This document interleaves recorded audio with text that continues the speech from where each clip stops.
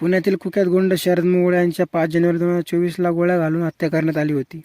मोहोळ यांचा साथीदार मुन्ना पळेकर यांनी गोळ्या मारून त्याला संपवलं. शरद मोहोळ हत्या प्रकरणात आतापर्यंत 13 जणांना अटक करण्यात आली आहे. शरद मोहोळला संपवण्यासाठी खूप आधीपासून कट रचला जात होता. मुख्य आरोपी मुन्ना पोळकर याला पेरलं गेलं होतं. यालाच मोहरा बनवून मोहोळचा काटा काढला. या प्रकारचा पोलीस तपास करत आहेत. रोज नवनवीन खुलासे होत असलेले पाहायला मिळत आहे. अशातच त्या प्रकरणात मोठा खुलासा झाला आहे. शरद मोहोळला संपवण्याआधी मुख्य आरोपी मुन्ना पळेकर आणि नितीन कानगुडे यांना भुगावमध्ये गोळीबार झाला होता. 17 डिसेंबर गोळीबार झाल्याची माहिती समजत आहे. त्या दिवशी मुन्ना पळेकर अजय सुतार याला चांदणी चौकामध्ये बोलावून घेतलं आणि कानगुडे सुतारला भुगावच्या घरी घेऊन गेला. नितीन कानगुडे यांच्या पार्किंगला बसल्यावर दोघांनी त्याला मोहोळला संपवण्याच्या कटाची माहिती दिली.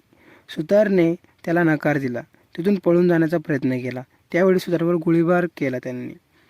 एक गोळी सुतारच्या पायामध्ये आरपार गेली होती, तर दुसरी गोळी पायाला चाटून गेली होती. सुतार गंभीर झाला होता. त्यावेळी दोघांनी त्याला दवाखान्यात दाखल केलं. जर याबद्दल कुठे माहिती दिली तर तुला मारून टाकण्यात येईल अशी जीवे धमकी दिली होती. त्यामुळे अजय सुतारही गप्प राहिला. जर सुतारने याबद्दल पोलिसांना माहिती दिली असती तर कदाचित आज आपले शरद मोहोळ जिवंत असतानाच पळेकर आणि कानगुडे तुरुंगात असते.